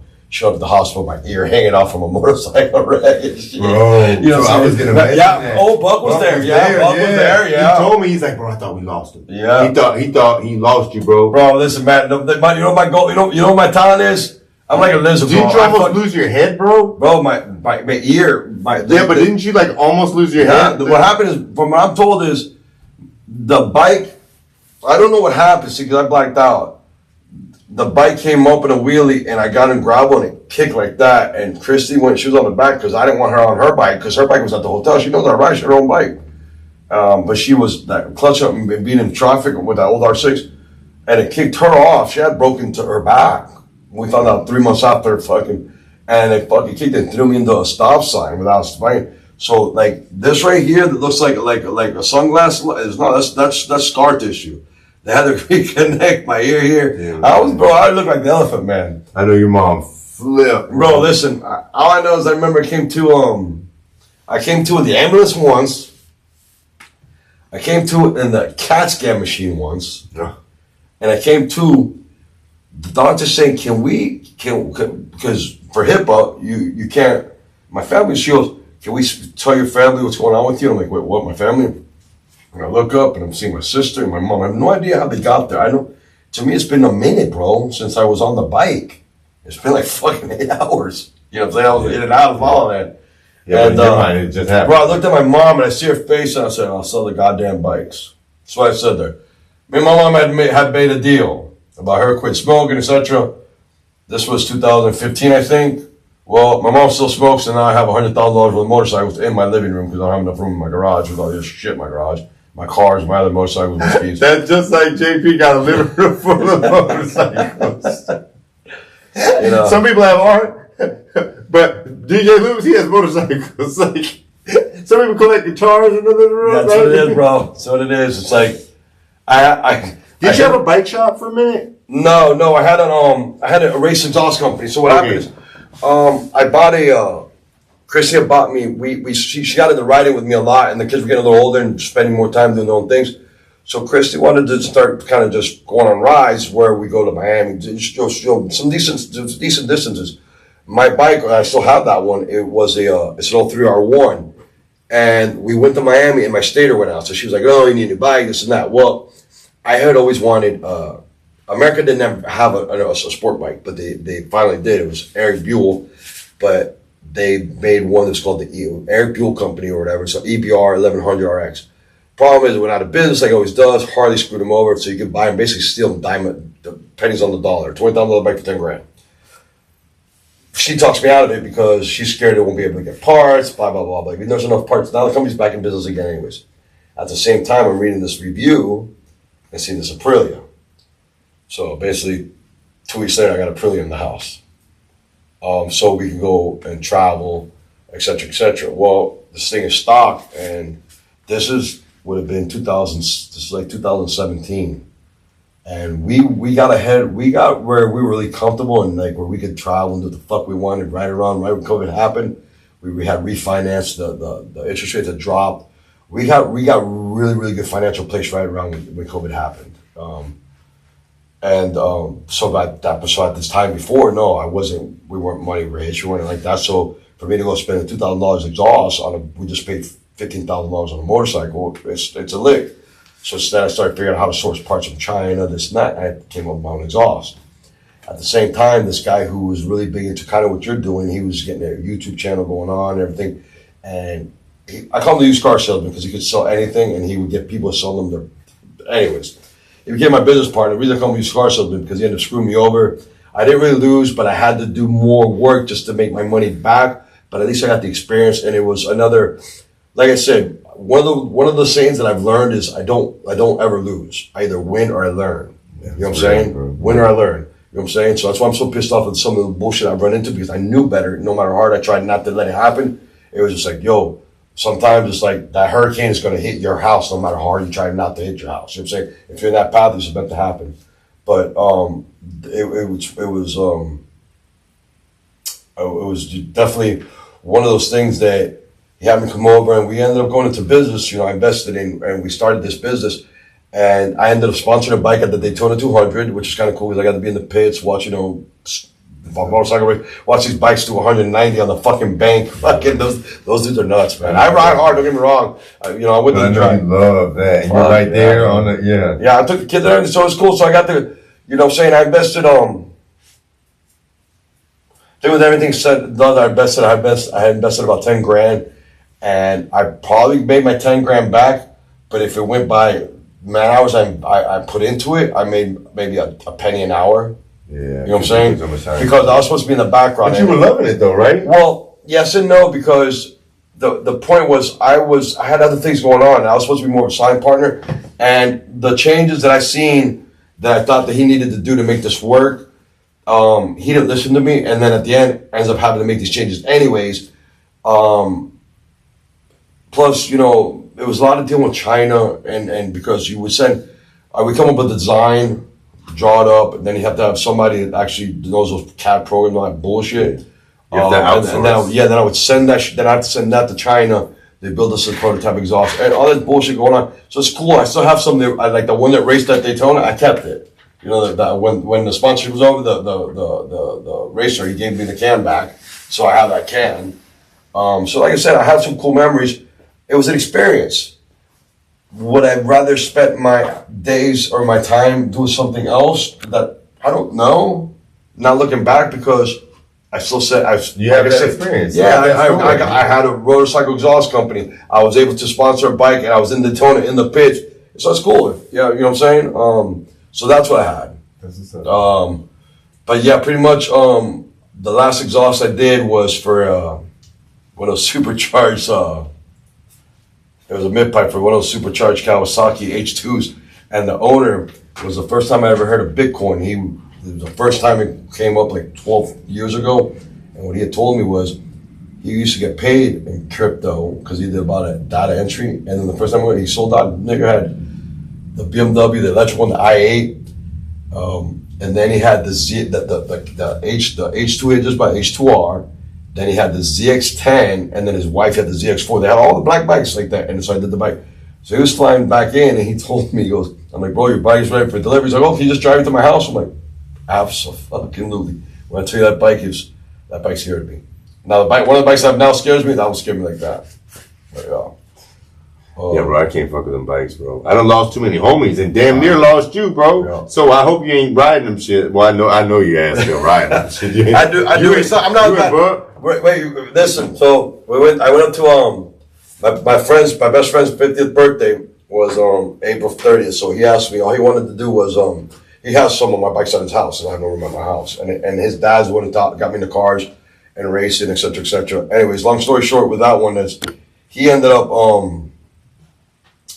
we went up to the Tail of the Dragon, and everybody's out there. So this me being arrogant and cocky. So everybody's out there in full leathers, because there's a tree of shame where people just run off the road and they beat parts of their bikes, and people die out there. I'm sure there's 5 deaths a year out there. Is this off of I-4? No, it's the Tail of the Dragon at Highway 129 and connects Tennessee and North Carolina. Oh, okay. So it's a sport. It's a motorist enthusiast area road. You know what I'm saying? So people go there. Yeah, they absolutely basically to race and shit. Absolutely. So I went. We took his and everybody's out there in leathers and stuff, right? So there's a picture, because they have action photographers, and then you go on the site and you can buy the pictures and stuff. There's a picture, and my boy's on my Aprilia behind me, and I'm on the BMW and tank tops. Actually, I think I had this on. Tank tops and shorts, doing a wheelie. And I've got the picture. The case, my lawyer had said, "Oh, don't put that on Facebook." Now shit's over, so I'm gonna buy the picture to put it up. But yeah, I was like, if I'm gonna talk the bug and talk the game, fuck it. If I'm gonna do a wheelie down here like this, I'm gonna do it up there and get it on picture. Yeah, right. Yeah. So man, I know when me and you, we can talk till the sun comes up. Yo, bro. sorry, we've been rambling, man. No, you're good, bro. This is what we're telling stories, and this is what, you know. This more of the music stuff. Let me see. So, I got well off financially, and I have enough friends that are in the promoters or so. I hit one of my buddies up, and I said, he actually hit me up, and he says, "Hey, listen, you want to come play this thing?" He says, "You want to play?" It was Christmas. It was the Saturday before. Christmas was on a Sunday, so it was the Saturday. So everybody's doing everything on Saturday, and it was at a Korean mob front. It was just like, Korean mob front. And I was like, "What do you mean, bro?" I'm like, "So are we talking about like I can put cocaine on the turntables?" Dude's like, "Dude, you can have the fuck you want in this bitch." I'm like, "I'm in." That's the shit. That's how I started, bro. Yeah. That's how I started when I was 18 years old and fucking nasty ass warehouse, fucking just dope fucking old. So I was like, the people showed me like 6 of my friends, a couple of his friends, but I had a great time. So I got a little bit of the bug. Talked to my wife. I said, "Hey, I promised everybody." She goes, "Baby, I don't give a fuck. Go have some fun." Well, you know. So I called my friends and he books me at a club in Jacksonville called Eclipse. It's actually the oldest club, I think, in the state of Florida, if I remember right. Some shit like that. Been around for like 40 years. So I'm only going to play vinyl. I don't know how to use any of these controls, any of that shit. So he has a setup where he has this, it's called like a Serato. It's this software that you can play with time code. You can play the MP3 or the WAV file, whatever, with the record. You control the WAV file. So they have one called Tractor, which is a different company. You know, just I don't know how to use none of it, but 2-channel mix I can play vinyl. Had a great fucking set. People asked for my information, blah blah blah. I'm still retired. I just had a good bug. I had fun, good time. Now these are a couple more gigs. Before you know it, I start playing a little bit. Then Christy gets pregnant. Slow down. You know what I'm saying? I already had traveled a little bit, gotten a few gigs. I had reached out to you. You had reached out to me. I was like, dude, I'm gonna start thinking, put some stuff together. So if you want to cooperate, and then Chrissy gets pregnant, I behaved during the pregnancy. Kid's born. I started taking the kid. 10 months later, she's sick. So I had like a 4-year window. Okay. She was now 10 months old when she got the first lump. Chunky was about a year old, because July of 2021 is when she had the surgery. They had taken out. We had pushed the surgery back because they said it was nothing. And my other daughter, my stepdaughter, had softball tournaments, with some college scouts already there. So when someone has something major, so we pushed the surgery back. But they were told there was nothing major. And 11 months later, she's dead.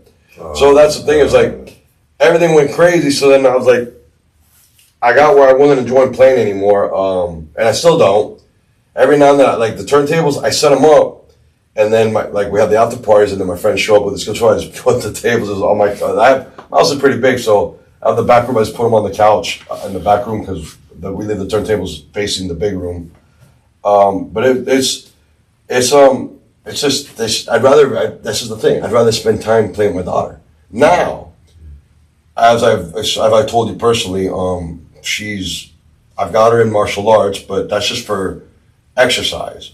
I'm getting ready to put her in jiu-jitsu because this is a Joe Rogan thing that is absolutely true. You know, my daughter's not going to be doing no martial arts for any type of tournaments or anything like that. I can already tell. You know what I'm saying? She's in piano lessons. She likes that. She's in chorus. She likes that. She's playing so now I'm gonna put her in the jiu-jitsu because 120-pound person, 300-pound man, jiu-jitsu, she can tackle the motherfucker. You know what I'm saying? So I just want to get so she can defend herself. Yeah. But I'm not gonna push like I push the other ones more into the sports because that's where they gravitated with the arts. This one seems to be a little bit more artistic, so I'm pushing them more towards the arts, and she's fucking loving it up. I love that. Absolutely. So and when she tells me, she's getting closer. When she tells me, teach her how to spin, I won't teach her on software. I'll teach her with her ear on the bike. Absolutely, absolutely. And my protege, shout out to Big Suplex Chuck, one of the guys who used to let spin at AVO2, and he reached out and had found me. I actually had him. I think he played. I had him out. He played one of the Thanksgiving shows. I had him come play in Orlando last year. One of the Thanksgiving shows with me. He's a great bottle DJ. He's got a Twitch channel, Mixoplex TV. Check that out. he's really, really good DJ, super good dude. He's one maybe you might want on your podcast because he's the one that life threw everything at him and he just keeps digging himself out, bro. And I'm so proud. Bro, he just bought. Bro, listen, he would not let me buy dinner, and he ordered himself a Wagyu steak, fucking $50, and he's like, no, I'm gonna buy you dinner for once. He's like, because I'm the one that always comes out acting like a baller and shit, buys everybody dinner and shit. He's like, I'm gonna buy you dinner because you've always taken. And sure enough, I just ate $40 worth of fish tacos and cheesecake before I got here. And we talked about music for a long time. But I told Chuck, I said, Chuck, when Chunky was to want to play, you're coming to teach her. I'll teach you my tricks, but you're going to teach her why. I'm like, because you're still infatuated with this shit. You have this love. And unless she makes me want to love it, I don't have a love for this shit no more. Look, I just throw my shit around. But I bet if Chunky get into it. That's what I'm hoping for. So I want to tell you something that's cool. I'm going to send you the guy's podcast, but the DJ that we had on the show, Rock B, he stopped. What's his name? Rock B. Rock B. RKB. Okay. Yeah. His real name's Brian. But Rock B. I'm gonna send you all the links and stuff. I bet you know him, like through other people at least. But did he say something about getting sued by Bormabio too? Because I'm really children just talking about that. I don't know. I know he was working with them. I know he had some kind of weird thing too. Yeah, I think I know you're talking about. I think that's the dude that got fired for going to spend a different party, and that's how I got my job back. Me and Joe were just talking about that. That might be, bro. I don't know. I'll plug y'all in too. Yeah, you definitely know the same people. He's been doing the Skyway parties. Okay, so most likely, well, my boy fucking Crew Dog spins those. Yeah, so he's been doing that on a regular. And he also does like custom exhaust for people. He's a fabricator? Yeah, he's a fabricator. So he does some really cool shit. Another cool guy, been through some shit. But like he went through this shit like where he was about to lose his kids, and then he was actually like signed. He got a label deal, and he put it all aside because it was either do what he has to do to get his kids back, or 100%. And so he made that. So that's why I had a lot of respect for him. But what was cool is like, so we get stuff, and this is a big message from this podcast because like, sure, we have our responsibilities, we have these things that we go through, these battles that we have to fight, right? That we have to stay strong through. But like at the end of the day, that doesn't mean that there's not still time to pursue a passion or no, there's not. And to see the thing, and that's the thing is, so I think what I keep trying to explain everything, it's like when I do the pros and the cons, that's the way my brain thinks. It's like it's like my daughter calls with me every night. So it's like, do I want to party with the two chicks in my house, or do I have my daughter calling me? And it's always have my daughter calling me. Down, bro. That's what's happening now with everything. And I will be honest, it was a piece of shit I was to my younger kids. I wasn't like that in my 20s. It was about you had to grow up though, bro. That's what I'm saying. And I'm sure they forgive you and they understand. They don't, but they don't have to. I have to wear them. Of course. Of course. It ain't. Nope. When they're ready, well, of course, I can't ask for forgiveness. What? That's on you, because I know, even though I was lied to about, when my first wife said, oh, I'm pregnant, oh, I'm scared that you're not going to want to keep me. Like, listen, you know the life I live, just don't hold those kids against me. It's exactly like my worst nightmare to the T is what happened in my case. It's like, think about it, 4 pills, 13 years, lost my kid, lost everything. It was just like, boom, you chose it. I mean, in a way. And then I get home, and then the guidelines don't. The punishment don't match the crime, bro. It's fucking. It's fucking retarded. It's retarded. If you don't, it's who you know. You know how the feds work, and it's even with that, with the feds, you still gotta. Like I said, it's there's not a 2-tier justice system. It's a multi-tiered justice system. Yeah, bro. It's another one of them fucking onions. The layer on top of layer on top of layer. Absolutely. And we don't even know how thick the layers get because that's how corrupt they are. Mm-hmm. It's so corrupt they don't even know how thick the layers get because there's so many. I've been out of trouble for years.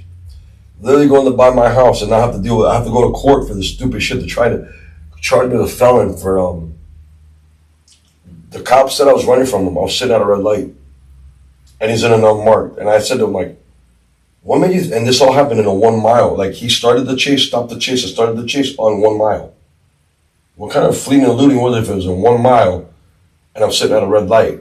That's like, have you seen the movie Friday? Yeah. That's like Craig getting fired on his day off. How do I get charged with fleeing and looting when sitting at a red light on the fucking phone making a phone call? Yeah, no, that's crazy, bro. Fuck out of here. Beat that shit, bro. You know what I'm saying? And that's the thing. It's like it's like I know the game, how it's played, and it's like, but now it's like I can't lose Chunky, so now they have where they use weight. Because before you, man, fuck, you take that shit to trial. That's where I'm at right now, taking it to trial, but who knows where it's going to end up. Well, bro, you know what I mean? We're gonna put that in there for you, bro. So on that note about Chunky, so I was sharing the story about Rock B because here he put everything that he loved in terms of music to be a dad, to build a career, to take care of his family, respect, right? Then his daughter gets a little older. She says, "Daddy, I want to DJ." So he buys her turntable. Now he gets all excited. He buys her turntables. He said she didn't really get into it like that. But now he's like, well, I got these turntables. And now he's back. You know what I mean? Like doing shit at the crib, and then started to, I think, do some like live streaming type shit. Yeah, I was supposed to. And then eventually, I actually that is what I'm gonna plug. There's a excuse me before I get too far. So I was to keep it all above broad. A little bit of partying going on a couple weeks ago at my house, and there's a certain artist's wife who loves me to play because I play vinyl, but I won't ever play anymore. And I keep telling them I'm retired. So they had me all whipped out, we'll leave it at that, and conned me into jumping on a gig with them. Some of the scheduling didn't line up, so I don't want to play, so I have backed out of it. I still will be there, but I wanted to play I wanted to play with my boys, and they're playing later. So I don't want to come and play early and then have to come play and then wait for them at 4. So I just was, one of the other ones are playing, I just told me, no, we're just going to throw you in our set. So I still might play. But anyways, Emperor's, the strip club, they have these warehouse parties. And they're going to have an late night party. And it is... Okay. So it's going to be August 23rd, Emperor's After Dark, from 10 to 7. They are going to have CDJs, but there is going to be 1200s. There's going to be DJs on vinyl. I can guarantee that because I'm probably going to bring a record back. So you're going to have the lower guys are going to be Holy Fire, Mixoplex, and Beezy. And then you're going to have Beat Mavericks, Bios, Sweet Charlie, and Mike Nice, which Mike Nice is from Mike and Charlie. The other Charlie died. Russ is always died a couple months ago. And then my best friend Joe, Genesis, about Trap. I will be playing that also, probably sneaking in at the end with some vinyl. Listen, people, this is the type of stuff you need to go out and support because you're going to see some artistry. You're not going to see out there kids out there with computers pushing buttons. You're going to see people using their ears. You're just going to see and you're going to see some amazing Florida producers playing the originals and the remixes. And this is the only passion that I still have, is to go to some of the ones that are just like, yo, they have it. Like, they don't, like, if you don't look out for them, they get swindled by all the fucking labels, that type of shit. You know what I'm saying? Because they just love, because they just do it for the music, for the music. Yeah. And it's like, man, it's like I was in a financial position when I was getting that label going. I was at Miami Music Week 2 years ago, and I had a meeting to get this label off the ground, and I basically was just going to invest in this other label because it was a way for me to take a loss. My tax lady said I needed to do something to offset some capital gains, which I got screwed with this year and ended up paying a bunch of taxes. But long story short, like I said, he kind of was more interested by having the title than doing any of the work. So due to that fact, I kind of like let it die out and decided to invest in real estate, buying a couple houses last year. And that's how I moved my money at that time. But anyways, I wish that I could have was in that position now having 2 years being friends with Joe and some of the other labels, because if I could infuse them with some cash, like there's some real good talent here that I'm so, I don't mind taking a jump, bro. I don't mind throwing fucking 20 racks at it because it's that good. Yeah. It's that good. It's like you watch him anywhere you go, you just watch him and he just takes over. Whether it's for one person or 10,000 people, he just takes over. Going back to that story, so we had a party. It was in Orlando at Capitol Room a few months ago, and it turned into the after party at my house. And it was the first one that felt like those parties. And I hid in my room, bro, because I felt sad. So my friends, like the whole party turned into going to my bedroom, hanging out. My house is pretty big, bro. You been to my house yet? You come over. Where you at now? The one in Castleberry. I have the house in Castleberry. The same house that I have. That's right by Orlando, right? Yes, okay. And then I have a house in Tennessee in the mountains, and then I have like half a house in Alaska with my sister. But anyways, this is what I'm talking about. So you have some really heavy hitter DJ show. Like we had the producers. They did a live PA singing. They didn't even do it at the club. They came and did it at my house. But anyways, 9 o'clock in the morning, all of a sudden I'm getting dragged out of my room by music. And it's my boy. My boy's playing. So that's what I'm saying. It's usually the music. You know, bro, you know I am about music. That's the same. That's what me and you have vibed on music for fucking now. So that'd be fucking 15 years. Man, bro, that's what I love. Doesn't that scare you, bro? 15 years. I've been home 10. That's fucking nuts, dog. I've been home 11 now. That's nuts, bro. Yeah, so I officially came home November 15th. So it's almost going on 10 years, bro. I came home June or July. It was when the power went out, when we lost the power of 2014. Yeah, bro, fuck. Right that was a crazy ass thing in the Yazoo. And I've told that story on the podcast, too. Oh, Do you remember the shit bandit? Were you in the unit when there was a shit bandit? The dude that was taking people's shit. I want to talk about that. Yo, there's some weird people, man. Angel, yo, some of the stuff that if you wouldn't believe it. They could make instead of making like drama story series about it. If you could make comedies of this shit, I want to do that. You would be like. Straight up, retarded. Some of the shit bro, that you just see. We need to get with each other, bro, and write sketches, bro, on the crazy ass shit that we've seen, bro, and reenact them, bro. Straight up. We need to start. You know what I mean? I'll tell these stories. I gotta tell you a story. So there's you ever seen Goodfellas? Yeah. All right. So you know the character that Joe Pesci supposedly kills, and that's why he doesn't really kill him in real life. He beats the shit out of him, and he's not. I mean, that's Mickey Batts.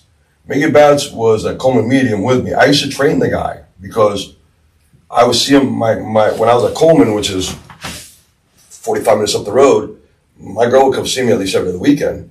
So his wife would come see him, and I would see this guy getting ready to go home. He's got like 8, 9 years up, but he's been down for 20. And it was the craziest shit because you actually would walk to this. I would walk up into the yard with this guy, and the times would surround me. Like, just like I'm in the streets. And then the guy, and he'd be like, no, forget about it. Forget it, Johnny, come over here. Because we'd share. It was always weird. If you went to visit a lot of times with the same amount of some people, because your people would come see you, you guys would have a different bond than other people. You'd have like a visit bond. And so that was my goal. Like MP, he was into working out and training, so was I. So I was learning how to train different types of people. I knew my niche was going to be people like elderly or people with injuries. That's what was my niche because I had so many injuries. I know how to make my body, try to react and act and recover the way I wanted to due to my injuries. So that's what was my niche. So I would get this old gangster, mobster that they made movies of to go walk around the track and talk to me. And I would always remember this. I would say, yo, Johnny, forget about it. Every time anything he would say, I would hear, Johnny, and forget about it. All the fucking time. Now, God rest his soul, I don't know what happened to him. I knew when I got shipped to the zoo, he had like 4 years, because I went from there to the low in 2010, 2010. I went to the low, and then I went to the zoo, I think, in 11 or 12. So I don't remember it. I knew he was going to get out, but yeah, I met him. There's the guy that they made the movie about. It's got one of where they're buying guns for Pain and Gain. Yeah, I think, right? With the Mark Wahlberg and The Rock. No, not that one. Okay. No. This is the one that's got the fucking the fat Jew that's always in all the Jewish guy that's not Seth. The one from Superbad, the fat one. Oh yeah, I do. War Dogs. Yes. Yeah. He was at Coleman. Yeah, War Dogs. Okay, so he was at Coleman. I met him. I met the senator. So the guy who, if you've seen the movie Blow, people, Carlos Letter, which is George Jung's partner, the one that gets Coco K, the island, and all that bullshit. All right, so he was basically hiding in the mountains of Chile and Colombia and everything. And the U.S. government would put pressure on the Colombian government, but they never signed a treaty that would have extradition. So, like Pablo Escobar got locked up, went to prison, and basically his own prison. All right, so the senator that signed it so they could have extradition. Now that's why there's extradition, and all the drug dealers, drug traffickers, the lab runner, all that shit from Colombia. The senator that signed that was at Coleman. And I'm explaining to you why. Because you know why he signed it? Because he got rid of his competition. And the U.S. government figured it out. Yeah. I swear, if you read the whole story about George and the Carlos, it talks about the Carlos Credit because he was the first one that they grabbed. You know what I'm saying? They grabbed him, and that guy, we called him the senator. He said, I called him right there, like 27 years. Yeah, he got him off the playing field. Like 42 metric tons of cocaine is in his indictment and shit. Retarded shit. You read some of his cases, and you're like, yeah, what? bro, you don't ever know who you're talking to. Yeah, and sometimes the least assume the big mouths, you find out they're like a crazy. They got to grab him and count like 3 times. Yeah. And then you got this motherfucker that doesn't ever say a word. You see him 4.5 metric tons. When they say metric, when it says metric before anything, you're done. Yeah, You know what I'm saying? It's like, fuck, dude. Like, holy, and the thing is, a lot of these guys can't speak no English, so they didn't have me reading their paperwork for them to help them. And I'm like, what the fuck? I'm like, damn, I thought I was balling. Yeah. No, I know, bro. Hey.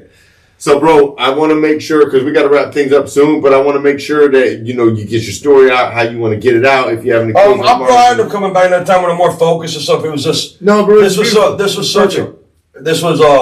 but I needed this. This is therapeutic for me because I have so many stories that got all over. Like I said, I don't really have anything to plug.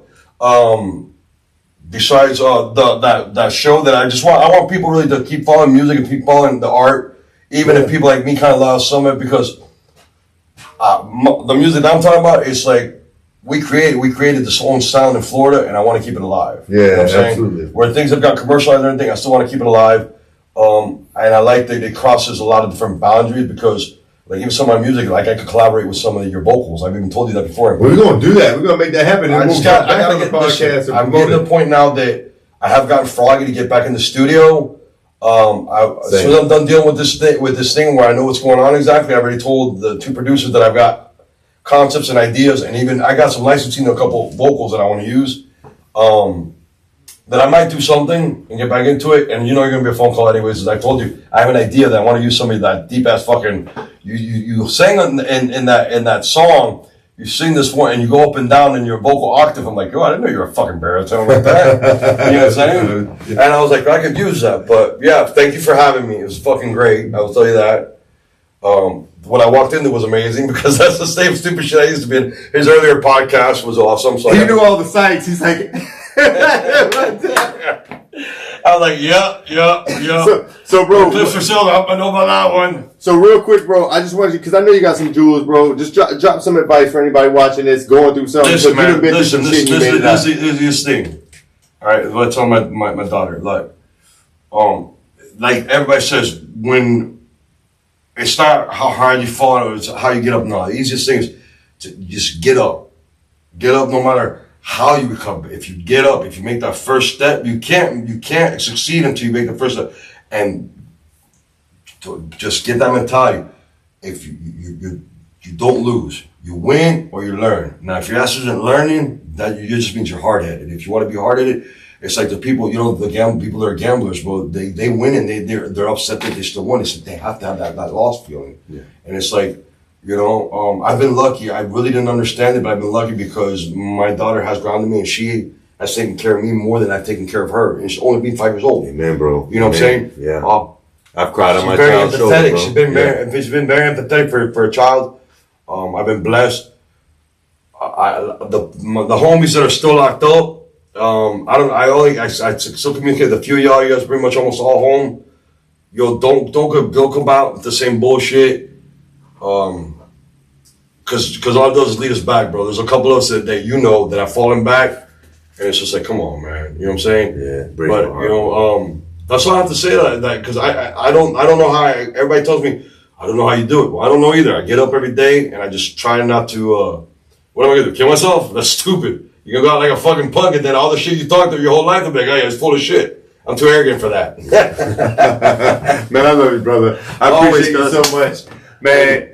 So, JP, aka DJ Loops, stay tuned. We're Emperor's August 23rd. Go check it out. It's gonna be a good show. Come find me. DJ Loops.